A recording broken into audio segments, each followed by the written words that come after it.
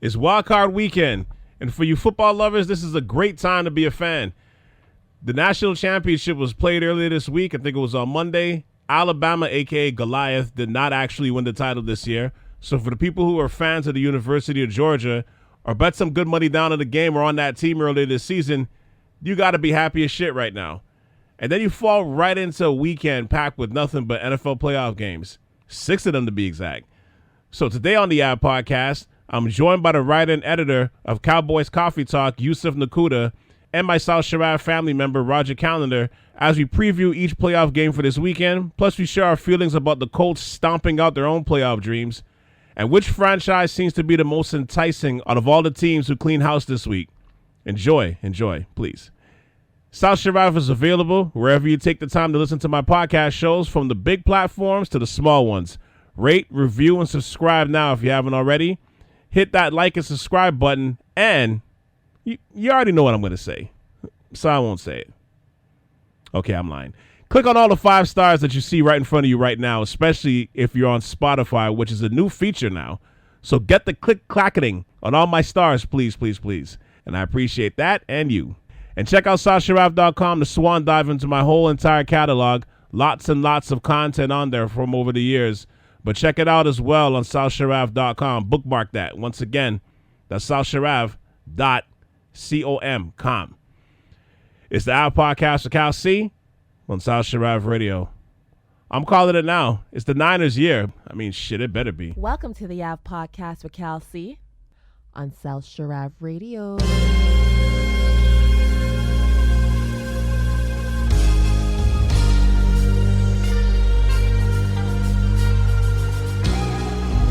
Welcome to the Ave Podcast. Now, every year around this time, I'm usually joined by my South Sharaf family member, Roger Callendar, where we usually spend the time breaking down the playoff rounds for the NFL playoffs. And today, of course, is no different. How you doing today, sir, before I introduce my next guest? I'm good, Kelsey. I'm good, man. Thank you for having me on. No problem. But today, we're also joined by a special guest. He is the pre- and post-game writer and editor for the Cowboys Coffee Talk blog. Please welcome Yusuf Nakhooda to the show. How are you doing today, sir? Good, Calvin. It's good to be here. No, thank you. I appreciate you coming on, and also I hope, just for the sake of good spirit and goodwill, I hope that because being a Niners fan, I hope that we're going to be able to be okay today. I just going to throw it out there. I hope we're going to be fine. I hope so. Ooh, boy. I can't wait. I'll just say that much. I can't wait to talk about that one, but we'll save that one for later. But yeah, I'm hoping me and you are going to be good, Yusuf. I hope we'll be fine. I think we'll be okay. Okay. Yeah. Okay. All right. You know what? The Niners are probably the one team that I've been rooting for since I was a little kid. I'm usually very even keel when it comes to watching sports. They're the only team where I'm completely nonsensical. Like I lose. Yeah. Oh boy. Okay. Yeah. We'll see how this goes. Now, before we begin this podcast, last week was, I would say, it was as exciting as you can get to wrap up the season. But with that said, how disgusted are you that we're not talking about the Colts this weekend after the debacle against the Jaguars? Wow. It's like, wow, that was just shocking that you think they'd beat Jacksonville, right? Oh, that was disgusting. That was actually really and truly disgusting. I was just reminiscing about that beatdown, honestly. It was probably one of the worst games I've ever seen from the Colts. They were terrible. They couldn't run the ball. They couldn't pass the ball. It was just all around terrible game. Like I'm glad I didn't put any money on the Colts, because I would have lost it, and I would have hated every second of that game. It was just absolutely embarrassing. And the worst part is it knocked them straight out of the playoffs. Exactly. Like I mean, you can't write this. Like, this is like a script from Hollywood, man. Anything that could possibly go wrong went wrong in that game. And then Pittsburgh beats Baltimore, like the earlier game. My God, who saw that coming? No, seriously. I know. I know. I feel like Pittsburgh is like that gritty ass team that just won't go away. And it's like they start off very, very slow. They're always losing at the beginning of the game. And then but surely but slowly they catch up. They catch up. And by the fourth quarter, it's like either a tie or they're on the verge of winning the game. And you're like, what happened? I can honestly say I have never started and finished a Pittsburgh game. Because usually by halftime, Pittsburgh's losing. So I'm like, they're losing so badly. I'm like, whatever. I go and I switch the channel. I come back 2 quarters later, and it's either tied or they're winning. I don't know what's going on with these guys. And then, like, the Chargers game, I thought they were going to just kneel down, get the tie, right? Yeah. You know what? I'm glad that didn't happen, though, because I actually hated the fact that was an option, that they would have just tied and just both of them get into the playoffs in a tie. I like the fact that they at least try to finish the game off the normal way you would finish the game off. At least try to win it. You know, if the guy misses the field goal, then it goes into the tie, you're okay with it. But for two teams to sit there and be like, let's do a handshake. Let's kneel together and just go into the playoffs. I was like, nah, man, that can't work for me. No, I didn't want to. Yeah, I agree. I didn't want to see that either. Like, honestly, man, I like to see teams compete and let the best man win, right? Yeah, for sure. I stopped watching the game when it was 26-14. I was stunned when I checked my phone about an hour later, and I'm like, what the hell is going on? Like, what did I miss? I was stunned. I was actually stunned. I'm not even gonna lie. I was the same thing. I stopped watching the game at halftime. Yeah. I just stopped watching the game. I was like, this game's kind of boring. I don't know what's going on. And then next thing you know, like about an hour later, my phone is getting blown up. And I'm looking at these messages, and everybody's saying, oh, look, what about – that's a crazy comeback. And oh, my gosh, look at this game. And they tied it up, and they're in overtime. And I'm like, what the hell's going on? I turned back on, and they're in, like, overtime. There's, like, 10 seconds left or whatever it was. Yeah. And I'm watching Vegas basically charge down the field, and then obviously there was that the timeout that was called before Vegas kicked Carlson kicked that field goal. Exactly, the timeout. And I was like, okay, I can't understand why he did make the timeout, because I don't know, there obviously wasn't an agreement between the two teams, yet I feel like there was kind of an agreement between the two teams. Yeah. Because after that, I don't know if you went on Twitter, but I saw like messages saying how Vegas was actually they were just going to take Neil down, and they were going to take the tie so both of them would get in there. But then when that timeout got called, Vegas was like, forget this, let's go for the win. And that's when they kicked the field goal, right? Yeah. So, I mean, I don't know. It was just a weird game all the way around, to be honest with you. Good game, though. I mean, very competitive from the last 10 seconds that I saw. Sure. And then yeah, and the Chargers had like 4 fourth downs in the overtime or something. Like that was crazy. Yeah, man. I mean, Herbert put his Brady hat on, and he was like, they just couldn't stop him. They could not stop him. He really marched down the field. He's a really talented quarterback. He is. But you know what? Going back to the Colts for a second, though, honest, that kind of like meltdown is a fireable offense. And I heard today, the owner Jim Irsay, I heard he was like, he's still livid from the fact that they're not in the playoffs right now. And honestly, I don't blame him.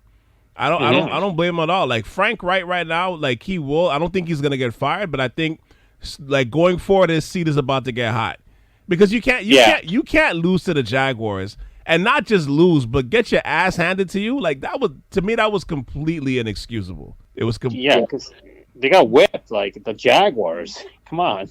Yeah, and on top of that too, it's like that. I mean, by far that was Trevor Lawrence's best game. I know everybody's like, yo, he's having a terrible season and everything else, and I think he's gonna be fine. I think that they just got to make sure the next coach they hire is the right coach. It's not gonna be a coach that's gonna be acting the fool once he gets into the league. Like they got to just make sure the next coach they hire is the coach that is gonna work, hand in hand with Trevor Lawrence. I think he's gonna be fine. But I mean, that was by far his best game. The point I saw was when I think it was like 4th and 1 they were on the Jags goal line, and they still they tried goal, like they were like on 1st and 1 or 1st and 2, and they tried 4 times and they could not get in the end zone. Once I saw that, and I think it was like towards the end of the third quarter, I literally just started laughing. I'm like if you told me like later on, if you find out later on that like the team was point shaving or they had a vacation booked and a team vacation booked and they're all leaving to go like that Monday, I would believe it. Like that's the way they played. I would totally believe it. You know, it's funny. The funny thing with the Jags is though, the Jags are they're like a sneaky team. Mm-hmm. They're not. I can't even say they're a good team, but there's times when they just show up to play. Like, aren't they the ones that took down the Bills as well? Yeah, they were. It was the Bills. They beat the Bills during the season, and everybody was like, "What the hell just happened?" Right? Right. But, I mean, they're a sneaky good team. Like their defense is solid. You know, the offense obviously, like Trevor Lawrence.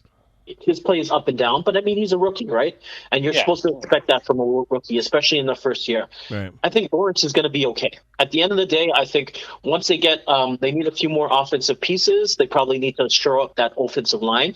But I really think that, like, come year 2, maybe even year 3, I think Lawrence is going to be a really good quarterback. In this game, I mean. Listen, they live or die by the run game. If you try if you try and get Carson Wentz to beat you with your arm, that's when you're going to have a problem. And I think that was the biggest issue I had. You have Jonathan Taylor, who's a workhorse. Like that guy's been crazy all game. Yet, you know, you give him 3 tries from the end zone and from the 1-yard line, and he can't get in. Like. I don't know, man. That whole game is just like it's one of those games where it's like anything that could possibly go wrong went wrong, and it went wrong at the most inopportune time. I know you've been on that Carson Wentz is overrated group. How much does it cost to join that membership? Is there like a fee? I'll join it. I'll join it now. I'm in. I'm all in. Admission is free, and we just saw an influx of 100 new members after that game. Just sign under the bottom line. That's all you need to do. Yeah, that was. He's never been the same since he blew his knee out a few years ago. Like it's deplorable as to what's happened. I like honestly, just last week we were talking about how the Colts could possibly be like a dark horse just because of their run game, their defense. Of like, you know, like we're talking about that, like legitimate like conversation about that. And how do you go from that, like especially after when they beat the Pats, like a couple of weeks ago? Like how do you go from that point to cleaning out your locker 2.5 weeks later? It's so dumb. It's so dumb. You can't write the script. You can't write the script. Honestly, man. Like I was saying, I remember you and I had this conversation, and I was saying these guys are probably the most dangerous team. Will be the most dangerous team in the playoffs. And then look what happens. They get blown out. Like, I mean, the Colts, they beat the Patriots. I'm pretty sure they ran all over the Bills. They did. They ran over they beat a lot of good teams, but then they had times where it was like games where it's like, what the hell happened? I guess as long as you try and control the run and you take Jonathan Taylor out of the game, which has been virtually impossible all year long, you have a chance to win. But that game was just like, I don't know. I don't know. That was deplorable. We're gonna move. Yeah. We're gonna move by I guess by the order of how these games are gonna be played. So I'll start with the first matchup between Vegas and Cincinnati. And here's the question I'll ask you guys: who needs this victory more to validate their season? Is it Las Vegas or is it Cincinnati? Las Vegas, I would think. Okay. The John Gruden thing and like the way the season ended, were they going to make the playoffs, not make the playoffs? Carr needs to do something in this game to show that he's an elite quarterback in the league. Okay. What about you, Raj? I would actually say the Bengals. I would say okay. Well, here's the thing. I don't disagree with what Yusuf said in terms of Las Vegas, because Las Vegas, I mean, frankly, I didn't think that they were going to make the playoffs, period. I'm actually shocked that they're in there and that the Chargers aren't, just because I watched the Chargers didn't beat up, but they beat KC twice.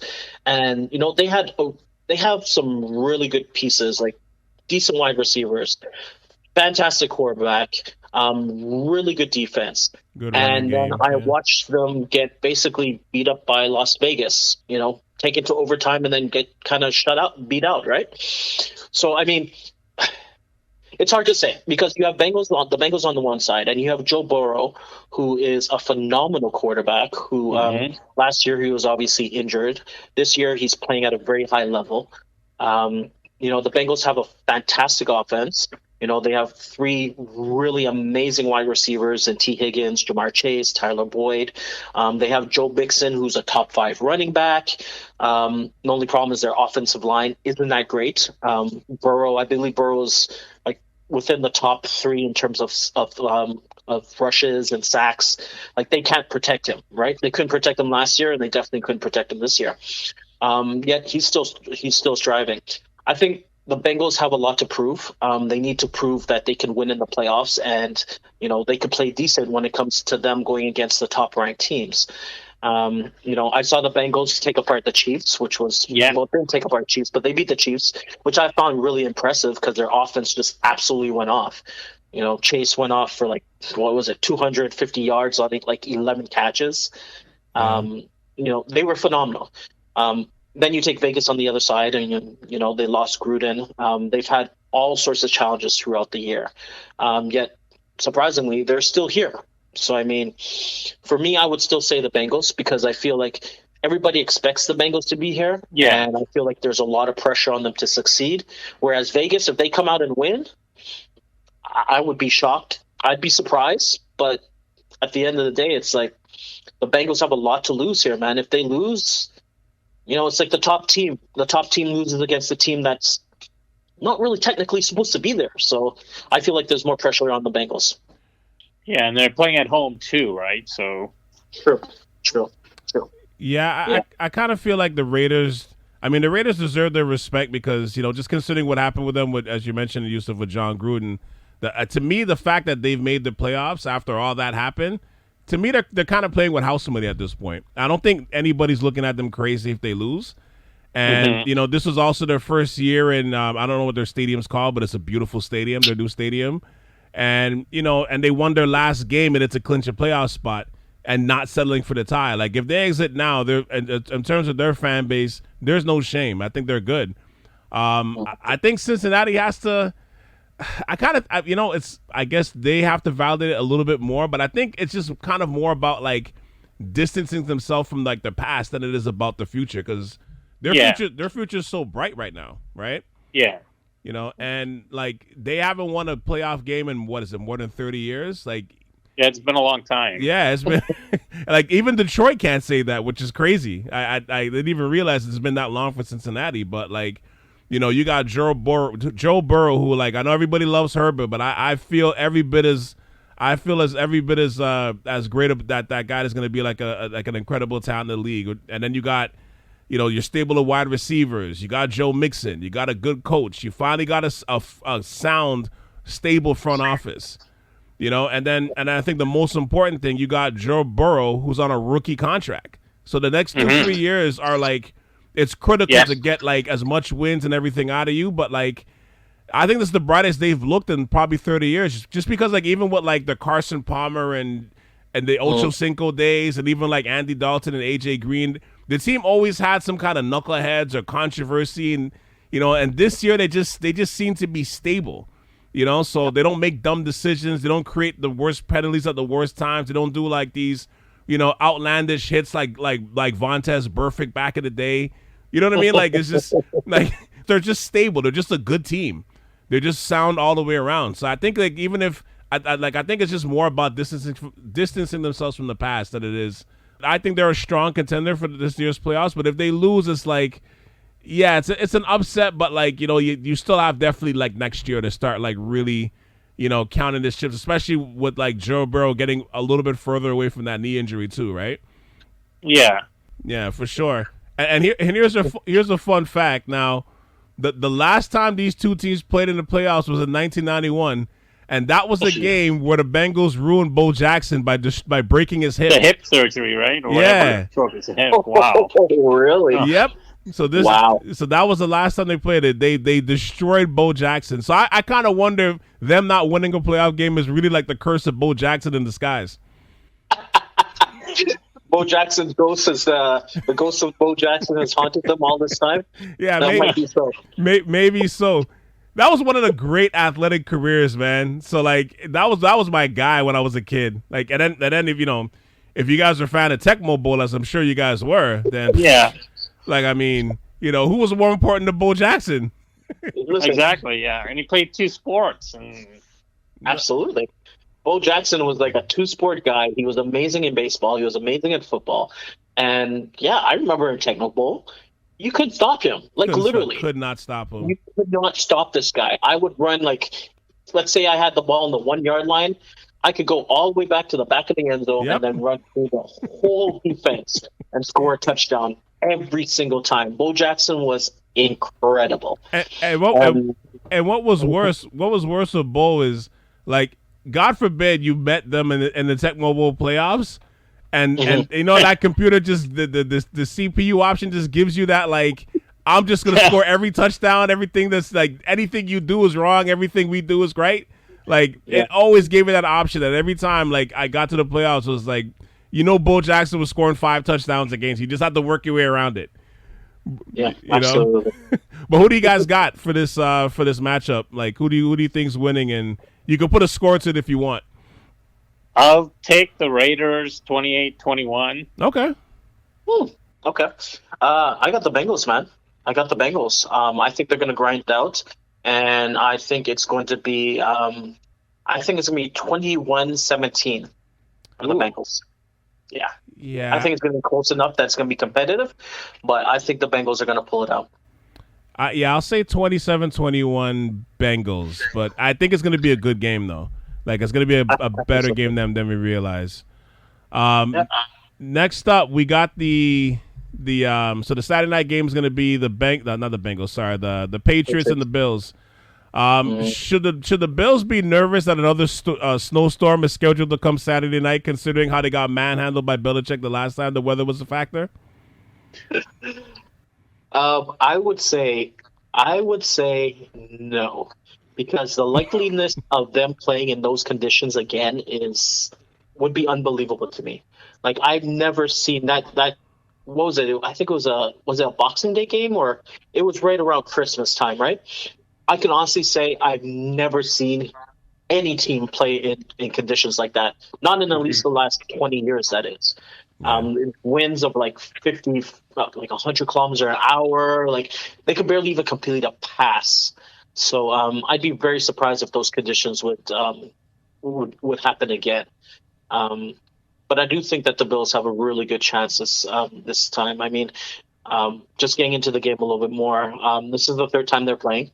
The first time was basically, I don't know if you want to call it the ice or the wind bowl, but that's exactly what happened. Yeah.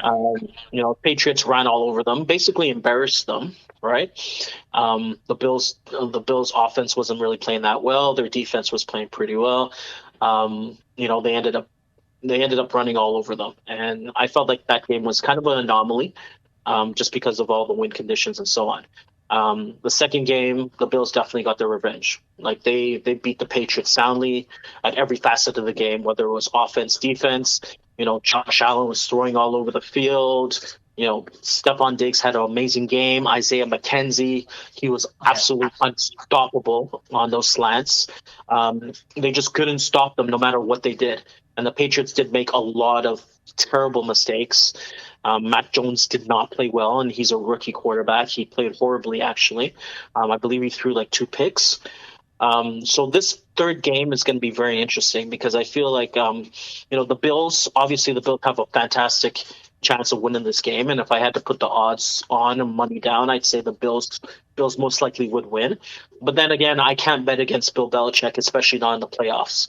And the fact that this is going to be the third time that they're playing, I know that Pat's defense is they're going to have a game plan ready for them.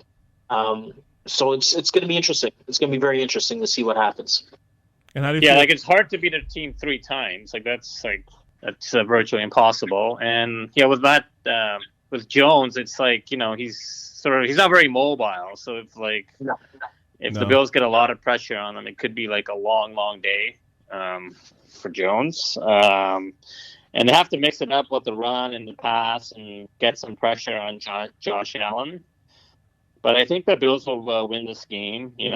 Josh Allen has been pretty good. They've been playing well the last few games, and their defense is pretty damn good. And it's in Buffalo, so it's Yeah. There should be like a home field advantage, you would think, but like I'm still amazed that Mac Jones only threw the ball 3 times the last time they're in Buffalo. Like That's that, crazy. like Belichick went with the well, I like to call it the Tim Tebow play call sheet because like Absolutely. yeah, like that's basically what it was. Where it's like, Tim, you're only gonna throw the ball like 5 times today. We're just gonna run. We're just gonna run nonstop. Like that's what it felt like. It was almost like he was doing it just to prove a point. Like he didn't have to do that. Like Yeah. he really didn't have to do that. But it's like he just did it almost like just to prove a point, just because I can.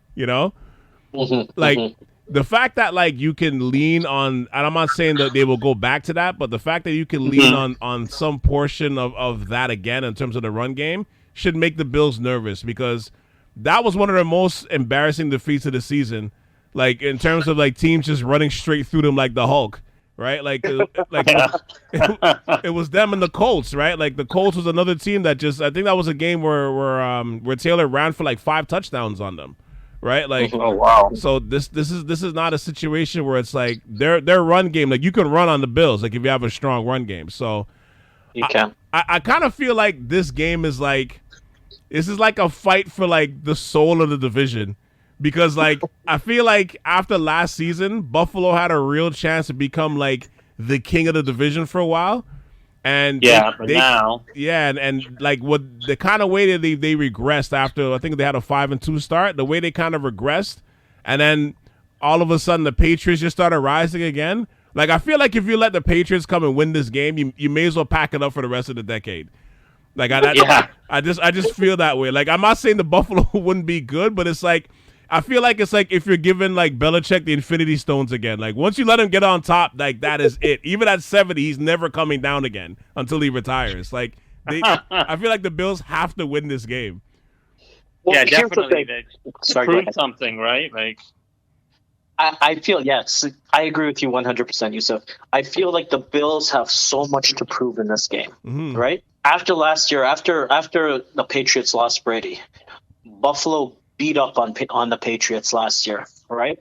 And everybody thought these guys were the king of the mountain. They were the king of the mountain, right? They figured New England would not be able to to make the playoffs, at least for the next 5 to 10 years, right? exactly. That's what everyone thought. Like, That's what everybody thought, exactly. But then, they go and they draft McCorkle Jones. And Mac Jones has played like he's a rookie, so he's kind of up and down, which all rookies are, right? Some games he plays good, other games he doesn't play as good. And now it's like these two teams are both in the playoffs. They played each other twice. They split the wins down the middle, and this is their 3rd time.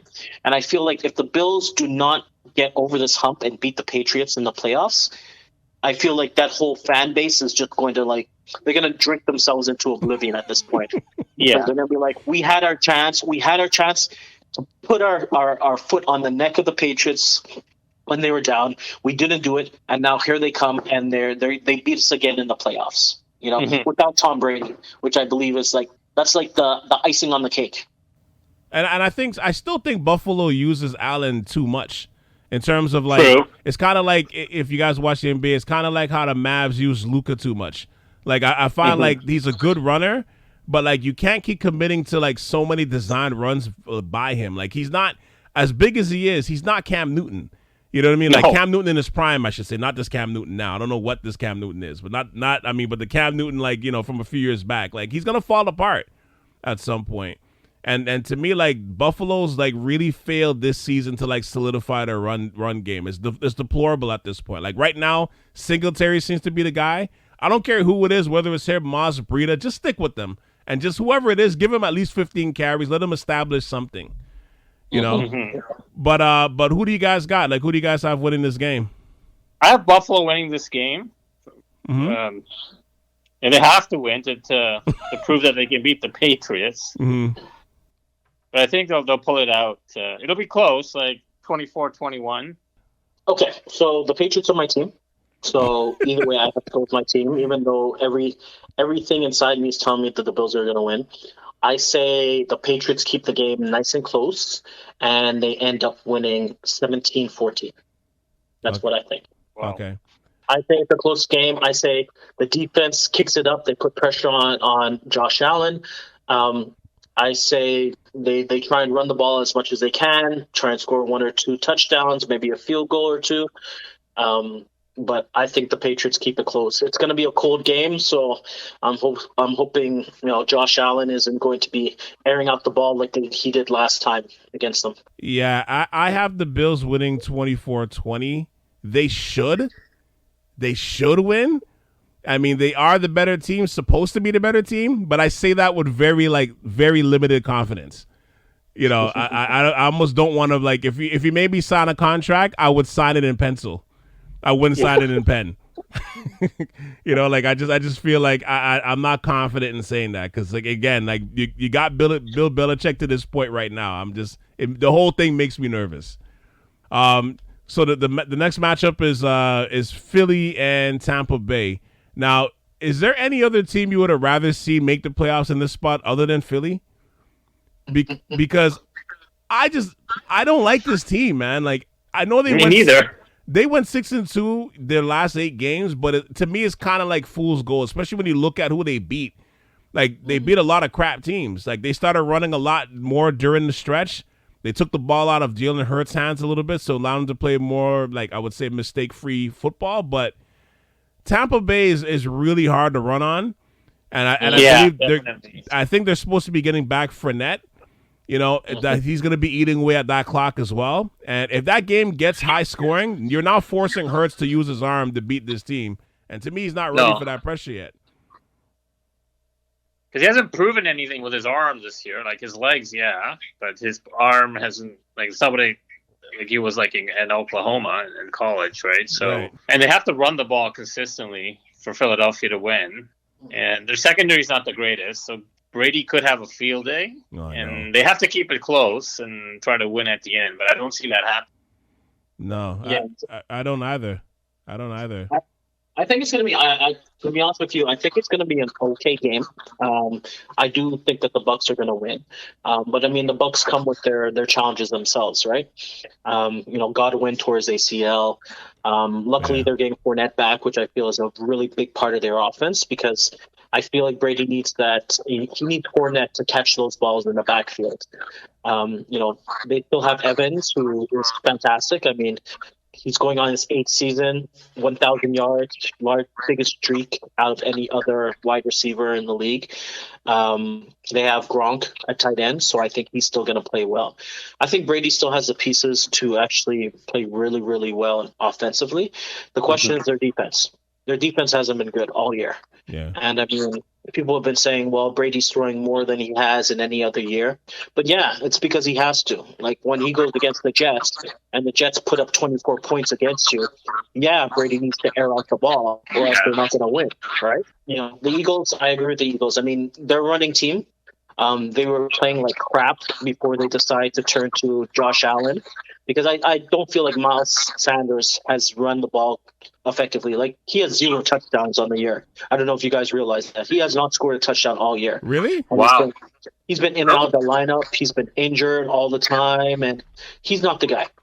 I liked it a lot better when they were looking at Boston Scott and Jordan Howard because I feel like Jordan Howard is like he can't really catch the ball. We know that, but he could be a touchdown machine. He's big, he's strong, and then you have Boston Scott who catches the ball out of the backfield really, really well. Yeah.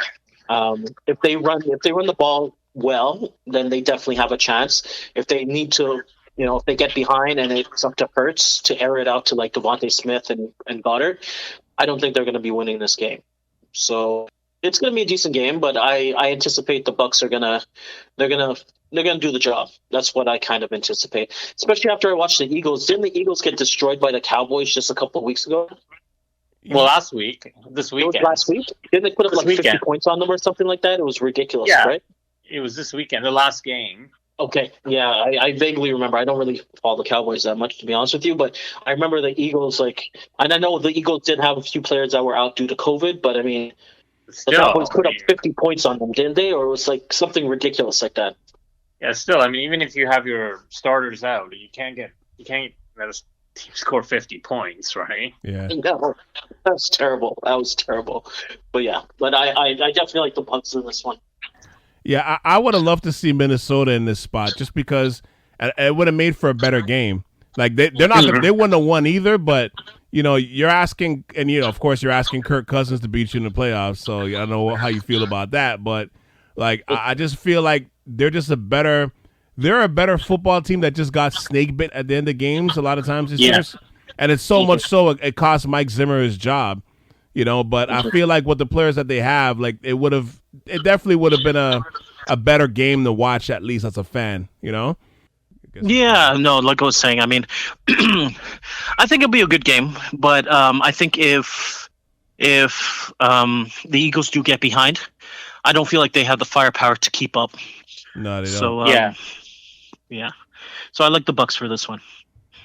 Okay, and what about you, Yusuf? Who do you? Yeah, I like Tampa Bay for this one. If they're up by 3 touchdowns, they'll win and they'll start running the ball. So I'll like 31-17 for Tampa Bay. Okay. Yeah, I wanna say maybe 30. I'll actually go higher. I'll say 38-16. I'll say 38-16 for Tampa Bay. I feel like this is like a preseason game for the Bucks. Like they got like an extra preseason game in right now. That because I'm like, I'll say this. I might be crazy to say this before we move on, but I feel like this might be the last great year for Tom Brady. Next year he's going to be 45. I think the fall off is going to start coming. Like he's super smart. Nobody takes care of their body better. He makes great adjustments. He can still get it downfield, but I just feel like if you're a fan of Brady, you should enjoy everything happening with him this year. I just feel like I honestly, it sounds crazy to say because he's playing so well, but like win or lose, if I was somebody in his camp or his family, whatever, I would be like, you should probably look at retiring this year. You know what? I don't disagree with you, but I think he has at least one more year in him. I feel like when Brady decides he's going to retire, he's going to tell the whole league, this is my last year. And he's going to have kind of like a send-off, kind of like what who was it that had a huge send-off before? Like a Kobe type of send-off, right? Right. Yeah. I feel like it's going to be that. And, I mean, realistically, Brady's going to be 45 next year. I realize that. But in terms of just skills and arm strength, this guy's having a fantastic season. Like he could possibly be the MVP of this year. His stats are higher than any other player, including Aaron Rodgers. I mean, he leads the league in passing. He leads the league in touchdowns. I believe Rodgers is a little bit more efficient. His team is basically tied for first place. Well, not first place. Their record is similar to the Packers. However, the Packers have the first round seed in the bye, obviously. Yeah. But, if he retires, it's because he's kind of sick of it. It's not because his skills are diminishing. But I don't know. One more year, who knows what could happen, right? Yeah. He said he wants to play till he's like, what, 50? Did he say 50 or 45? I think he said 50, and obviously I don't think that's going to happen. But I mean, would I be surprised if he kind of drags it out until he's maybe like 45, maybe 46? I wouldn't be surprised. He's always said, I'll retire when I suck. So we'll see. Yeah, I feel like there's one big hit that's just going to be coming. Like, I don't know if it's going to be this playoffs, but somebody's going to knock his head off. Like, you don't want to be playing this game. I mean, to even be playing this game at this age says a lot about him, and it also says about a lot how quarterbacks are protected in this league, that you could even think about playing quarterback until your mid-40s. But really and truly, I mean, he's either the GOAT or, top 2 or top 5 all the time. Adding more rings is not really going to, put extra credit on his name at this point. You know what I mean? So it's like you're just playing with Monopoly money at this point. Like, I don't know. I feel like if I was him, I would get out now. Like that's just the feeling I have. There's nothing that I've seen. It's a feeling I have. It's just, what it's kind of like? It's kind of like when Favre had that great year with the Vikings. And then he came back and then he came back and was a complete disaster. And you're just like, because the age is, in football, especially the quarterback, once that comes, it comes fast. It does. It comes fast and it comes harshly. So I'm kind of like, I like Brady, so I don't want to see him go out like that. Like how Drew Brees went out last year. you know, or like Big Ben is going out now. You know, like I don't want to see Brady like that. You know, so like if there's any way like he can really consider, like who knows, he might actually retire, but we'll see. And who's to blame? He's 44. Yeah. All right. Let's get to the creme de la creme of this weekend. Here we go. San Francisco versus Dallas. Now that is, I feel like we should leave this game for last. Do you want to leave it for last? You know what? Yeah, that'll be Like we fine. should leave it for last. Yeah, let's do it. Let's leave it for last. Let's talk about KC and Pittsburgh. Am I the only one that's annoyed by this Big Ben hoopla that he gets to play at least one last playoff game before he retires? Am I the only one that's like wondering why the hell he's getting all this love? You wondering this too? Yeah, like it's like okay, everyone's making supposedly Sunday like was the last game, but they won on Sunday and they're in the playoffs. So it's like, will it be his last game? Who knows, right? It was like with Jerome Bettis in 2005, but Bettis won a Super Bowl, so. No, you're right. But so go ahead, Roger. I was just gonna say, like, I just feel like, why are these guys? How the hell did they make it to the playoffs? I don't know. I watched some Pittsburgh games this year, and Big Ben was so bad. His arm is pretty much shot now. I did not see him complete a pass over 15 yards all season. Like, I don't even know how it's possible. Their defense was bad. Their defense is horrible against the run. I've watched teams run up and down on them. How the hell did these guys manage to sneak into the playoffs? That's what I want to know. You know, when I saw them winning last week, I was honestly disappointed because when I started looking at the rankings and like the playoff implications, I was like, these guys are going against the Chiefs. I was really looking forward to seeing like a Justin Herbert versus Mahomes, or even like a Joe Burrow against Mahomes. And now I got to watch Pittsburgh. Pittsburgh. I'm like, oh my gosh, that's such a letdown, honestly. Like Big Ben, like he shouldn't even have played this year, man. He played horribly all year long. You know, I mean, luckily they have Najee Harris, who's a phenomenal running back. Like this kid is absolutely amazing. And they still have some really good wide receiver. Like, I mean, they have your boy Deontay Johnson, who's amazing. Yeah. You know, they have Chase Claypool, who's a little bit of a knucklehead, but he's still pretty good. And then they have that tight end, the rookie tight end. What's his name? Pat, is it Fraud? From Notre Dame, right? Yeah. Fromouth. I can't even pronounce his name. Anyways, he's been like a touchdown machine. Like he's played really, really well, and I think he has a bright future.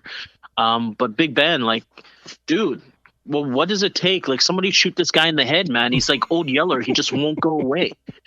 How many last games can one person possibly have? I mean, for the whole season, like the Steelers had a very inexperienced young offensive line, and they lost the guys on the defensive side. Truitt was out. He had knee surgery over the summer, so they've lost quite a bit on the defense. So I don't know, like, how they're in the playoffs, but no, I don't. I can't figure it out. No, I don't understand it either. Honestly, I'm kind of like. It's like, it's funny. The last 2 weeks has been kind of like a love fest for Ben, and I don't have a problem with him personally. Like of course he's going to Hall of Fame, but to me he's been slipping for the last few years, and kind of like what you guys are saying, and it's much like the conversation we're having just now about the Eagles. I feel like the Steelers is in the same boat. Like they're just wasting everybody's time with this playoff spot. We know they're not going to beat Kansas City. They're not equipped to beat them, to keep up with them offensively. You know what I mean? Like defensively, they're not going to stop them. You know, Ben doesn't have the arm strength to box with God right now. You know, I feel like he gave you everything that he had in that Minnesota game a few weeks ago in the second half, and then like whatever last bit of juice he had of himself, he squeezed it out on that last drive against Baltimore. You know, I mean, they couldn't even beat Detroit. I think they tied Detroit, right? They did. Yeah, you're right. No, they did. Gosh, like, well, what's going on here? How are they in the playoffs? Somebody explain it to me, honestly, man. I have no idea. Like, it's like, how did this happen? Oh my God, how did this happen? Anyways, I don't know. It might just end up being like a bye week for KC. Yeah, I don't see them. I don't give them very much of a chance to beat Kansas City. But like I said, I mean, Pittsburgh's just one of those teams that just doesn't go away. So, I mean, would I be surprised if I stopped watching after the first quarter because KC is up 41-0. And then let's say by the end of the game, it's 41-36 or 41-40. I wouldn't be surprised because I feel like Pittsburgh is that kind of team where it's like they start off really, really slow and then they just kind of beat you down until it's like 2 minutes left in the game and it's close to being tied and everybody's like, what the hell just happened? How did this happen? So I don't know. But I don't think that'll happen on Sunday. So. I don't think it's likely, but I mean, I don't know. I suppose hey, they made it into the playoffs, so I didn't see that one coming, not by a million years. So who knows what's going to happen? Not likely, but who knows? Do you guys remember how it looked? Do you guys remember this when Dan Marino, how he looked right when he was when his career was ending? And I don't know if you guys remember when he retired and he played his last playoff game. I had to look this up. They lost by 50 points, and he looked he looked less like a Hall of Famer, more like a guy that was an accountant that just decided to play football right in the middle of a playoff game. That's to me. That's I feel like Ben's gonna look closer to that guy. He's gonna look like the guy that that redoes your kitchen, and then this. Hey Calvin, I have it here for you. What's the score? What was the score again? Wait for it. 62-7 against the Jaguars. 62-7. And I remember watching that game. I couldn't remember the score, but I remember watching that game, and it was when Marino retired, you were like, thank God. You're like, thank God. It really felt like somebody in middle management was playing quarterback. It wasn't Dan Marino. It was 1999. That was his last season. Right, exactly. But he looked horrendous, and that's to me is what Ben is looking like. I don't he's to me it's it kind of annoys me that they're even playing this game. This game is definitely the game where I'm gonna have my Netflix list lined up, and it's depending on the score. If we get to halftime and it's not close, I'm definitely knocking off some shows off my Netflix list. Yeah, I agree with you on that one, man. It kind of feels like it's not going to be that type of game. Yeah, it's going to be I think it'll be not as close. I'll take the Chiefs 41-21. So. Yeah, you're good. I'm saying KC wins. Let's say 35 to okay. I'll give them 13 points. So 35-13. I'll be nice. I feel like the Chiefs are going to put a 50 burger on them. I feel it's going to be 50 to I give them 50-14. And they'll get those 14 points in the fourth quarter when the Chiefs have all their starters on the bench sitting down chilling. Yeah, and none of the points are coming from Ben. It's going to be from Najee Harris and the backup quarterback that comes in and just throws the one final drive and gets him a TD. Absolutely, 100%. Yeah, I totally agree. Next up, we got the Rams and the Cardinals. If the Rams don't win this playoff game, who was going to get the majority of the blame? Will it be Matthew Stafford? Will it be Sean McVay? Or the front office for going all in on Stafford? Well, probably Stafford, right? Mm-hmm. It's not fair. It's his first year in LA, right? Right. Yeah, I would say Stafford.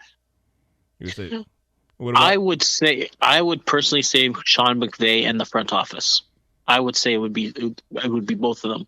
And the only reason why I say that is because I feel like every year for the past 3 or 4 years, around this time or earlier, just before the playoffs, the Rams sell out their future and try and bring out every star that's available onto the Rams.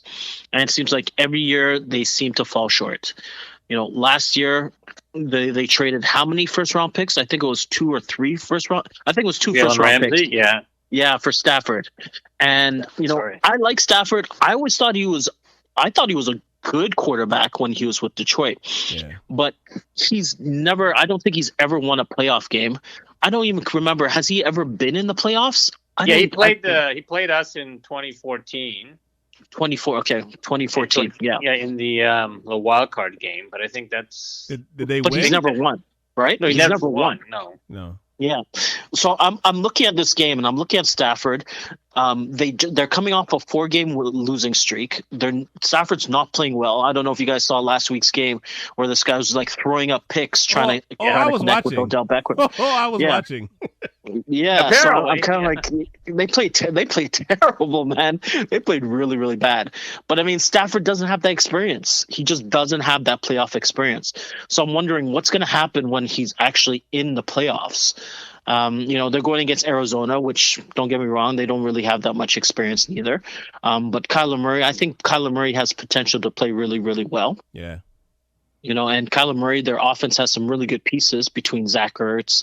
They have James Conner in the backfield along with, I'm not sure, is there other running back actually playing this game? I thought he was injured or something. I'm not sure, but I think D-Hop should be back for this game too. Okay, so D-Hop might be back, which will be a huge boost to the offense. And I feel like Arizona has a really good defense too. So I really feel like this game really depends on how well Stafford plays. If Stafford has another game where he's throwing up picks, they won't have a chance. They will get beat down.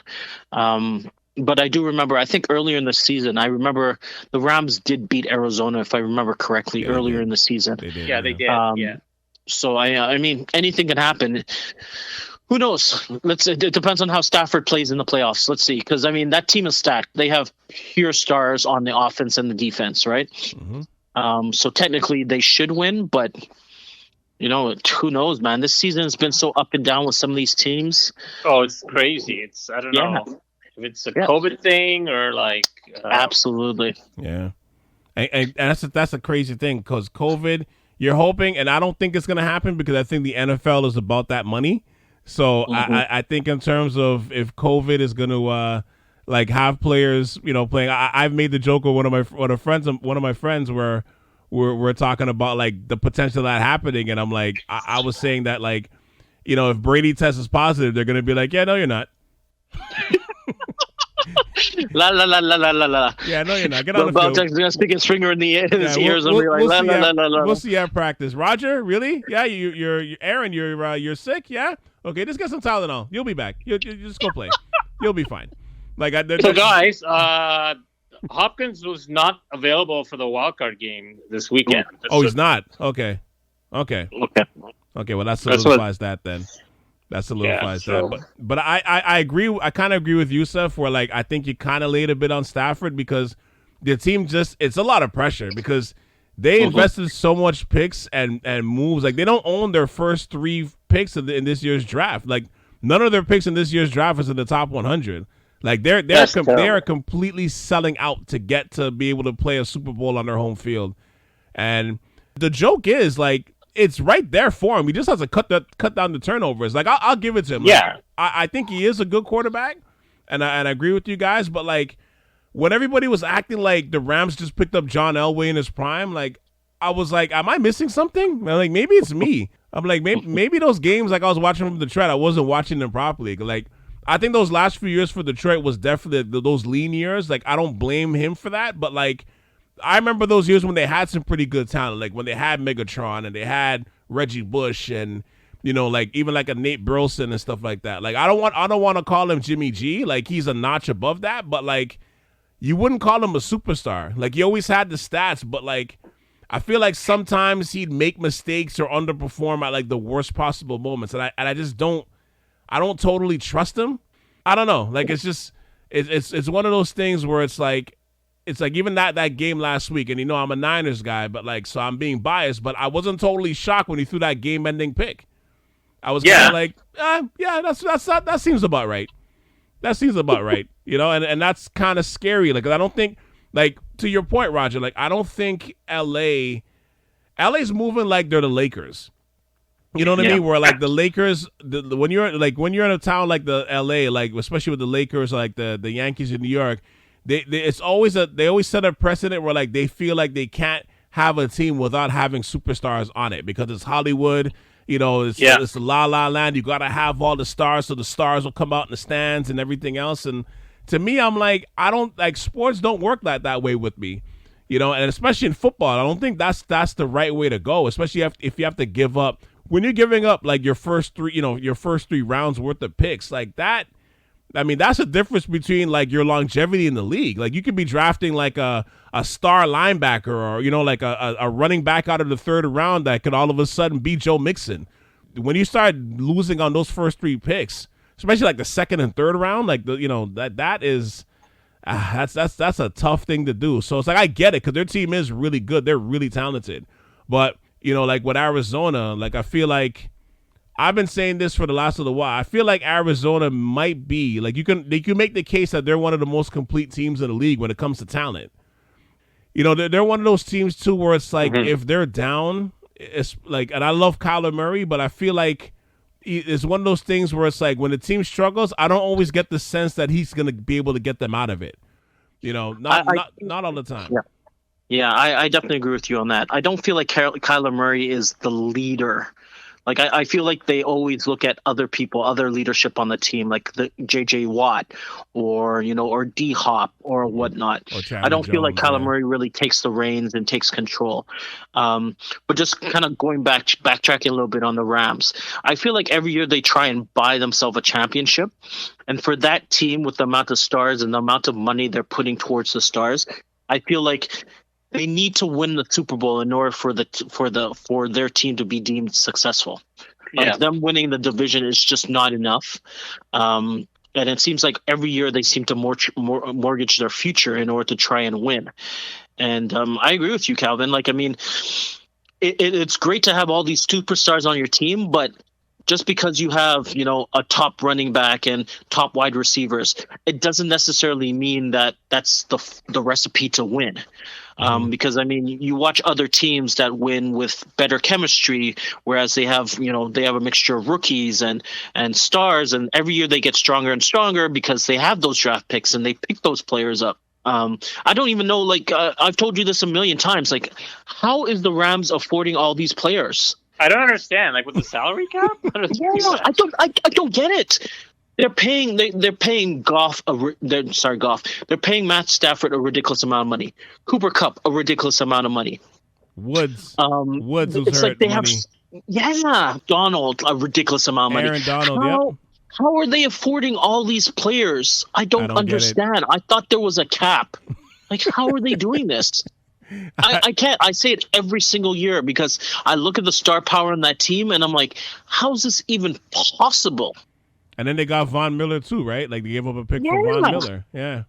They have Odell Beckham. They have all these superstars on that team. Jalen Ramsey. How is it possible? They're playing how are they paying all these players? And they don't have draft picks. So, it's not as if they have, rookies on rookie contracts. It's not even as if they have a rookie quarterback, whereas they could afford all these veterans around them. No, I can't explain it. Like, I don't know how they're doing it. I don't know what kind of voodoo they're doing over there in LA, but I don't know, man. It's every year it just blows my mind. Yeah, it's definitely nuts. Yusuf, who do you got winning this game? I think it's gonna be a good game, by the way, though. But yeah, who do you got? I'll take the Cardinals. It'll be close. Maybe 24-21. The win on the last-second field goal with Matt Prater. They'll keep it close. Their defense is pretty good.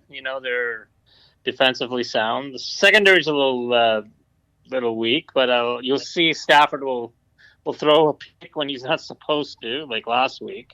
Yeah, I kind of agree with you, Seth. I do see the Cardinals winning. I think the Rams will put up a fight, but I do see Matt Stafford throwing a few picks, maybe a pick six or two,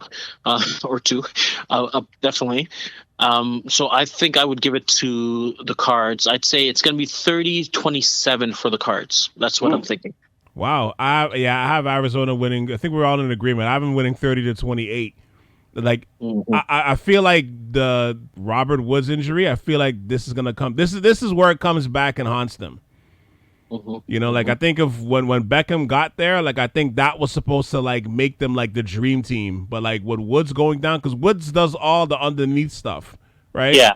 And I think that's what they're kind of missing now.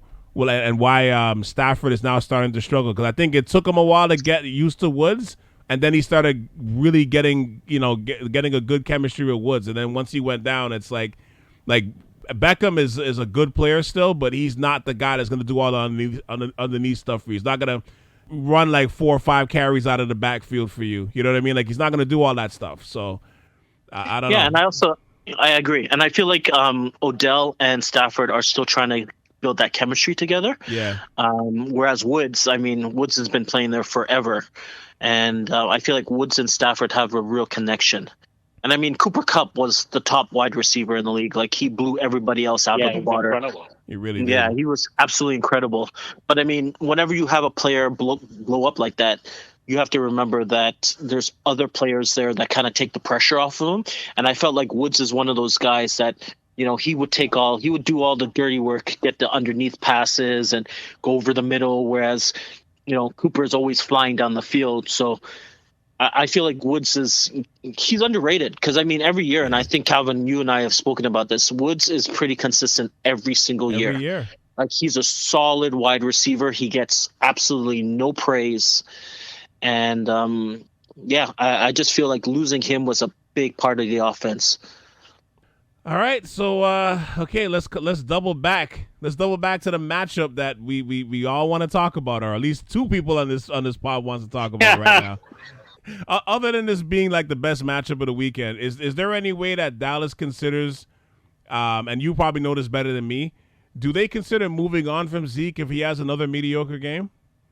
I don't think so. No. I mean, can they? Can they even move on from him? I mean, you can't just go with Tony Pollard next year, right? And Zeke's contract's pretty high, right? So yeah, it would kill them in the cap. It would go against the cap. Like, why? So why do you think? I mean, I know you're the Cowboys guy. I'm the Niners guy. But what are your feelings going into this game right now? In all honesty, like, what are your feelings going in? I know you're rooting for them, but what is your feeling going into this game? So here's the thing. It's the playoffs. So the playoffs are different. It's a different breed, right? The regular season's over. The records were great, and all that stuff. But it's like, it's a different breed, Coaches have to get these guys on the same page, defensively and offensively. And we have to find what our true identity is, right? Like, I mean, the offense came alive last week. I think that's why they all played. They wanted to get on the sync, whatever. So I think they're all on the same page. So I think for us, we have to attack the 49ers early and get the ball out quickly, like how we did against Tampa Bay when we played the Buccaneers. Mm-hmm. So we almost won. So it'll be interesting. Like, we have to stop the run game. If we do that, I think we'll be okay. So I don't know what your thoughts are. Well, you know what? Yeah, I guess we'll share my thoughts. Probably Roger should sit out the next couple of minutes. Thanks.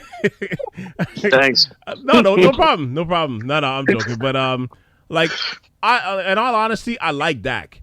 Although, like, he's got a bit of a fumbling problem, because I think this series had like 14 fumbles. I didn't realize he had this much fumbles, which is a lot for a quarterback. And I think he's lost 6.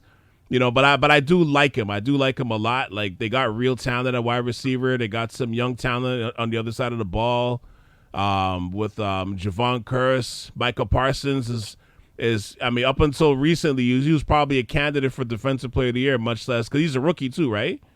Yeah, he's a rookie, so yeah, he's in the mix for that. Yeah, he's in the mix for rookie that. Rookie of the year at minimum. Yeah, very much so. And his teammate Trevon Diggs, like, those guys are definitely Pro Bowlers. But yeah, like, I think they're, Cowboys always had, like, they always have a definite thing of, like, being underwhelming in the playoffs. They got a history of that ever since 1996. With that said, though, my team, though, is not without faults, and Roger can tell you. I've said this for years. I don't fully trust Jimmy G. And going into this game, I believe he's gonna play well. But I can't say it with total confidence like I would say about anybody else on this team. Am I gonna get the Jimmy G that played in the second half last week against the Rams, where he was massively running the offense? Or am I gonna get the Jimmy G from a few weeks ago in Tennessee that just couldn't get out of his own way? To me, he's the most maddening kind of player right now, because he's like your best option that you have right now for at least another season, unless Trey Lance is ready by next fall. But it's kind of like It's kind of like giving the keys to your teenage son who just got his G2. You want to ask him to like drive across the province. Like the test and the stats, you know he passed the test, you know like he could do it. But do you really want him driving to New York right now?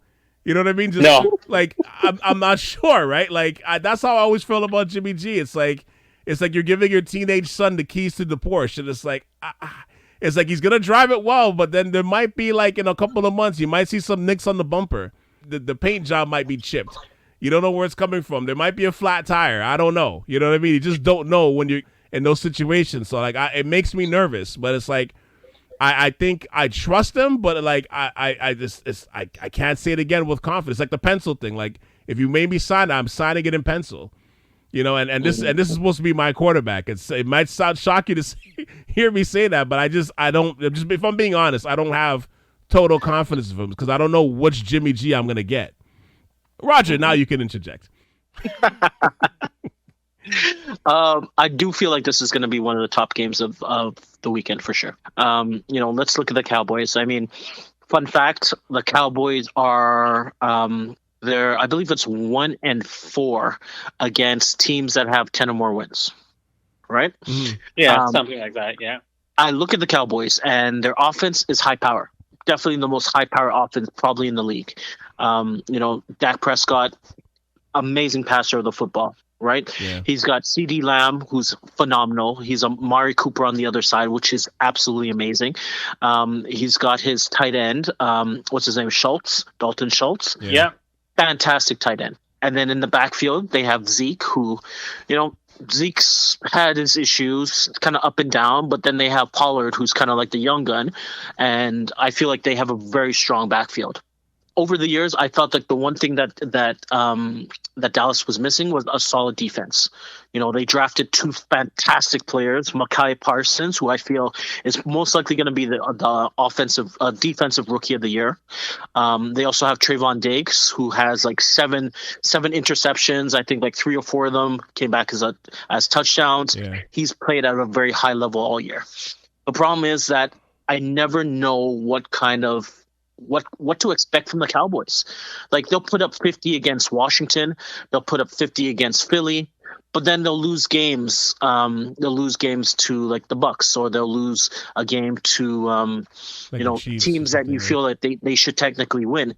They're so up and down that you never really know what you're gonna get. There's times when it's like, Dak is airing it out and he has 400 yards and he has 5 touchdowns, and then other times where it's like he can't seem to connect with CD Lamb, or he's just dumping the ball off to Schultz, who ends up being the lead receiver for the team, right? Yeah. So I don't know. The team is kind of maddening to me, and I don't know where they fall. So I feel like this weekend is going to be a really good gauge to try and figure out where they are. You have the 49ers, who, obviously they're a really good team too. Their problem is their quarterback. I agree 100%. Jimmy G, you don't know what you're going to get with Jimmy G. And that is the crazy part. Sometimes this guy looks like Tom Brady, and other times, he looks like he's a rookie and he just can't complete a pass, right? He has a really good, solid offense. He has Elijah Mitchell, who's a rookie, and he definitely came out of nowhere, and he's been playing pretty consistently. He's got Deebo Samuels, who I feel is probably a top 3 wide receiver in the league. Yeah, this guy's scoring out of the backfield. Like he's running in touchdowns like he's a running back, which I still can't figure out how he's doing it. It doesn't make sense. He's got like 5 touchdowns on the ground, which is phenomenal. They have Kittle, who's really good. Brandon Ayuk, who I feel like, he's stepped up as well. And they have a really good defense. So I feel like this is definitely going to be the matchup of the weekend. But I don't know. It depends who wants it more. Like the playoffs are basically who is the hungrier team. Because Exactly. Playoff football is completely different than regular season football. It's either win or go home. So Kyle Shanahan is going to be opening up the playbook. They're going to throw everything at Dallas. And when I look at Mike McCarthy, I mean, I don't know, man. He makes me nervous in himself. Like, he's horrible with timeouts. He doesn't know when to call timeouts. He doesn't know how to manage the game. And this is all the way back from when he used to be the coach of the Packers. Like, he was terrible. Like, just calling timeouts for no reason. And I feel like he gets flustered towards the end of the game, and if there's like a minute left, and I feel like if it's a minute left and the Cowboys are down, I can't trust McCarthy to basically call the timeouts himself and do anything that's actually proper. So I mean, I don't know. I feel like this game is going to be a throw-up game. Whoever wants it more is basically going to win. Yeah, I think we'll be fine. We just we know what's at stake. We have to win, or the season will be lost. So I think we'll come out on top. Do you want my prediction now? Yeah. Here's one thing I'll add before you make your prediction. I love your stadium, Cowboy Stadium, but it doesn't have like a home field advantage feel to it. Like I feel like the Niners fans are going to travel. There's going to be a lot of Niners fans in that building. When it's 100,000 people, it's hard to keep out all the fans from the stadium. I feel like we're going to have about 15 to 20,000 fans in that arena. Or sorry, well, there was a plea yesterday or today for the fans to wear all white, for all the Cowboys fans to wear white. And I do believe for playoff games, I think it's harder for the visiting team to get tickets. To get tickets? Yeah. We'll see. We'll see. But I feel like, in the spirit of what Roger's saying, like I feel like my side, I feel like we got the team that's hungry to win. But you can go with your prediction. I want you to go with your prediction right now. I'm going to say 38-24 Cowboys. Sorry, go ahead. Yeah, 38-24. So I'm sticking with that. Just because it's your team and you're not a Niners fan? Is that what it is? Well, yeah, I can't be a Niners fan, that's for sure, right? And we're playing at home. I think we're focused. I think we know what's at stake, what needs to be done to get through to the next round. That's pretty much it. Yeah, so I got the Niners winning 29-24. They're going to be this year's team that you don't want to face. Like, they're finally, for the first time, I would say, since we went to the Super Bowl 2 years ago, like, they're finally getting healthy. We even got our O-line, offensive tackle, Trent Williams, like, he's going to be coming back. So I feel like this time we should be like healthy to like actually make a real run. Last year we got destroyed by injuries. This year, between injuries and COVID, like much like other teams, of course, we definitely lost some guys, especially like during the middle parts of the year. But I feel like everybody's kind of healthy now, and we're getting hot at the right time. And I mean, I should have more confidence in Jimmy G because, I mean, we did make it to the Super Bowl. We almost won, 2 years ago. But, like, when Kansas City was going on that run, that's where I started losing confidence because I didn't feel like Jimmy G would be able to keep up. So it's like I'm kind of hoping, like, okay, like I'm confident that he's going to go into the Cowboys City because he's had enough playoff reps now. But we'll see what happens. But I got my Niners, man. I'm going to be in all, all red and black. Red and black and gold. I got my Willis shirt. I got my Kaepernick shirt. I'm ready to go. I got my Tukes. I'm going to be wearing everything at the same time. I think I even got some Niners socks. I'm going to be wearing that too. Well, I'll have my. I don't doubt that, Calvin. I know you're a diehard Niners fan. Let me see. From my perspective, this is just one of those games where it's like I feel like if I toss a coin, it could easily predict the game better than I can. Right. When I look at it, I mean, it's the playoffs. Who do I trust? Do I trust the Cowboys' whole team in the playoffs versus Jimmy G in the Niners? Because I think the rest of the Niners team is basically going to step up. I would have to go right now with the Niners. I like the Niners. I think they're going to have a very strong run game. I think Jimmy G is going to pass the ball effectively when he has to. I'm thinking the score is going to be more along the lines of, let me see. I think it's going to be I think it's going to be a high scoring game. So I think it's going to be 35-30 for the Niners over the Cowboys. I think both teams are going to score, and they're going to score a lot. And I think this might just come down to the fourth quarter and who wants it more. Yeah, I definitely think this is by far to me going to be the best game of the weekend. Most definitely. Yeah, I think this is the game. I mean, for biased reasons, I'm looking forward to watching this. But like, I legitimately think this is going to be the game of the weekend for sure. Like it's not even close to me. The last thing I'll leave you guys with was obviously we lost a good amount of coaches this weekend because out of the teams, Oh God, yeah. lots of house cleaning, right? Lots of house cleaning. But out of all the teams that clean house like the last few days, if you guys are a coach right now and you're looking to pick one of these teams to go to between Miami, Chicago, the Giants, the Texans, the Broncos, Minnesota, and most likely Jacksonville, if you're a coach, or better yet, if you're Jim Harbaugh and you were debating with the fact of leaving Michigan and going back to the NFL, which franchise would you want to play for right now? Probably Miami, because like the Giants are in disarray. I don't know who the heck would want to go there. I know. Yeah, I do agree with. I like Miami. Miami is the first team that kind of stuck in my head, and the only reason why is because I feel like they have a really solid defense, and their offense. They have Tua, who I feel still has a little bit of growing up to do, but they do have Waddle, who's a fantastic wide receiver. They have some very young pieces. They have a really good tight end. I think they could use a running back, and I feel like that's something that they're going to address in the draft next year. The team has come off some really great wins. They started off really slowly, but then they won. I think it was like 7 in a row. So they have the potential to have winning seasons. It's just getting them over that hump into the playoffs is a big question. And I do feel like their owner probably dabbles a little bit too much and has maybe a little bit too much say in regards to the football operations. And I do feel that that's one of the reasons why Flores ended up leaving. Yeah. If I had to say out of all the teams, which team would I say I would like? I would say I think Chicago. I think Chicago's a really good team. Chicago as well, yeah. Yeah, I like the quarterback. I feel like they have some really good pieces there offensively, and I feel like their defense is still pretty underrated. They still have Khalil Mack. Yeah. And I feel like they have a really solid defense. So I feel like they're one coach away from being really, really good. And also, maybe they could pick up another wide receiver because I feel like, what's his name, Allen?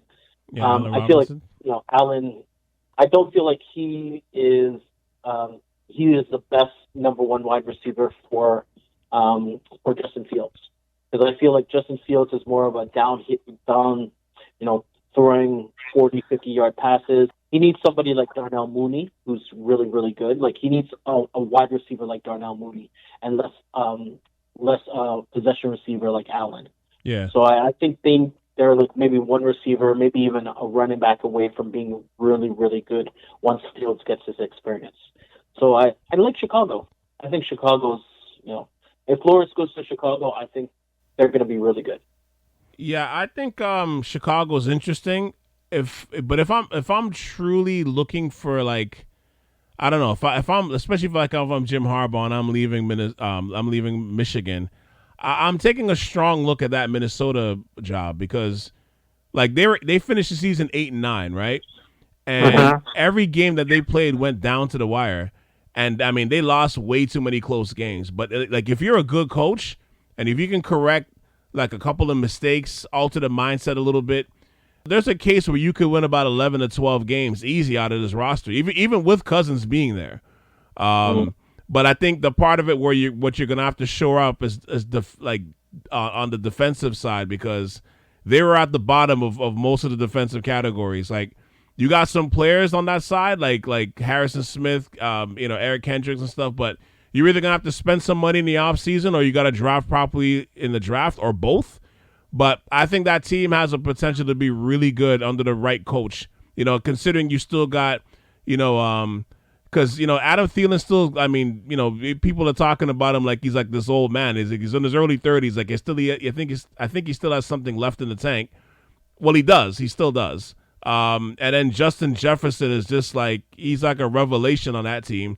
I think the Osborne kid is actually pretty good. The rookie that they picked up this year, he's actually pretty good as well. Like, and then of course you got Dalvin Cook, right? And then and even if Dalvin Cook goes down, like you possibly have with outside considerations to San Francisco and maybe Dallas, but like you have probably the best backup running back in the league, and what is it, Alexander Madison?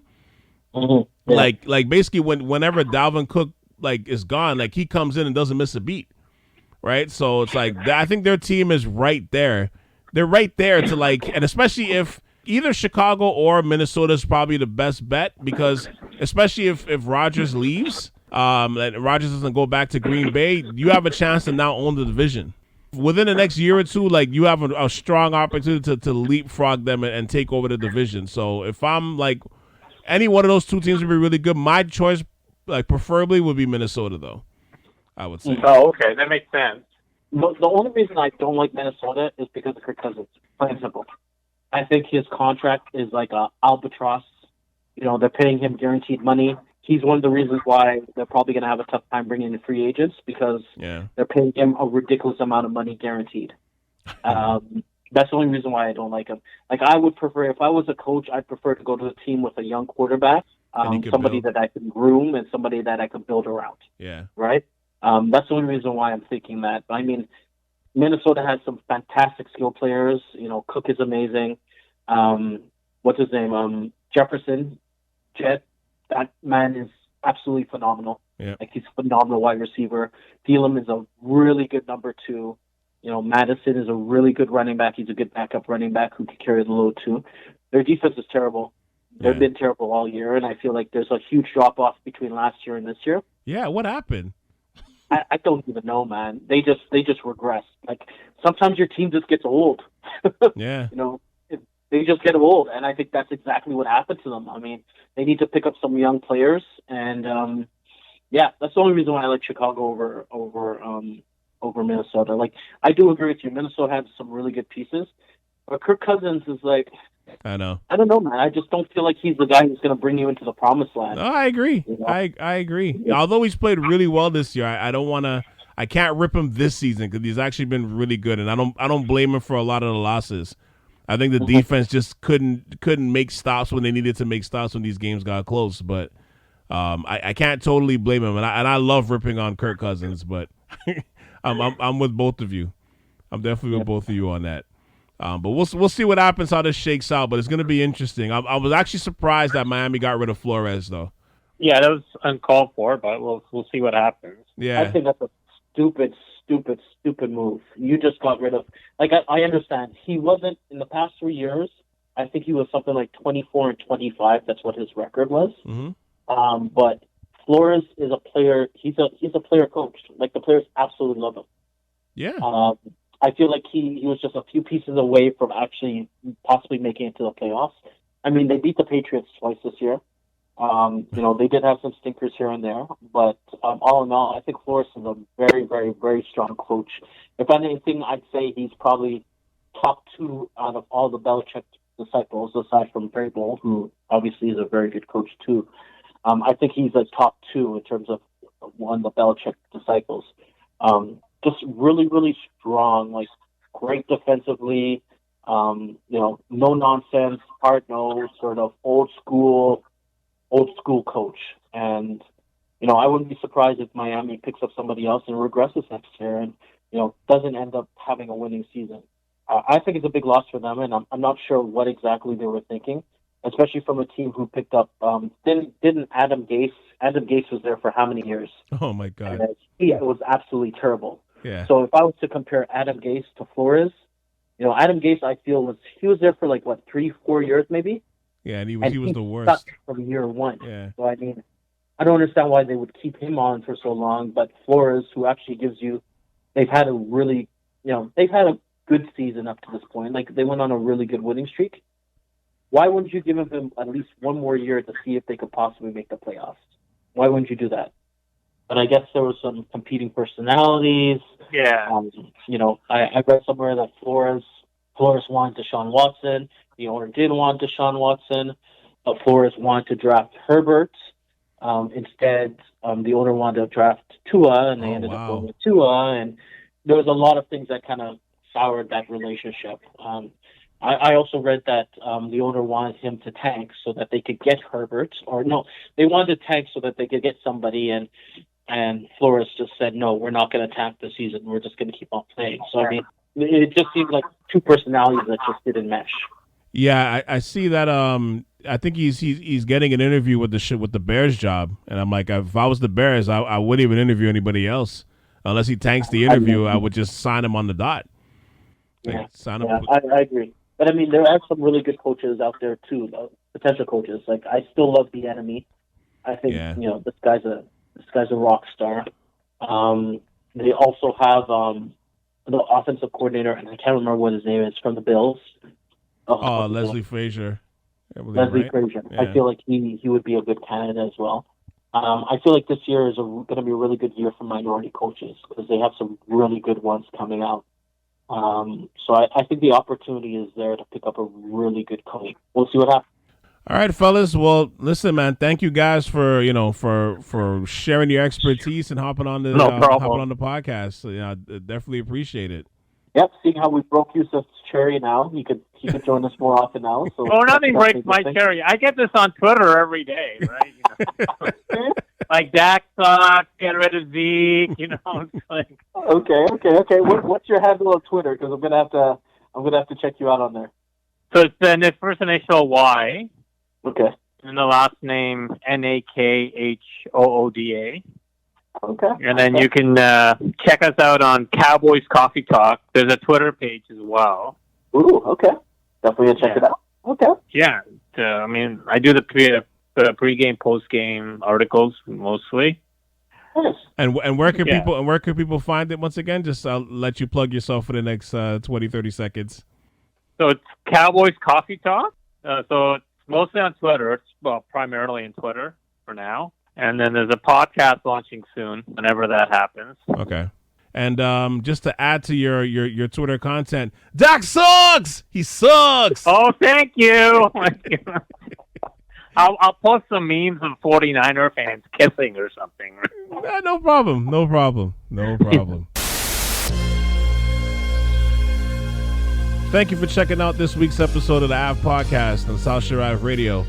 And thank you to Roger Callendar and Yusuf Nakhooda for coming on the Ave to break down the wild card weekend's worth of games. Check out Yusuf's site, cowboyscoffeetalk.com, for his pre- and post-game breakdowns of each Cowboys game. I hope he has a lot of good things to say when he's talking about my Niners win on Sunday. I'll be back next week with a new episode of the Ave. For you Spotify listeners, rate the show on that new 5-star feature. You're able to now rate the show officially on that platform. I appreciate you. Continue to listen, rate, review, and subscribe to all of the shows. Please leave those comments. And also check out southshoreave.com for my catalog as well. Once again, that's southshoreave.com. For Yusuf Nakhooda and Roger Callendar, this is Cal C. And you just tuned in to the Ave Podcast on South Shore Ave Radio. All right, until next time, folks. Peace. We out.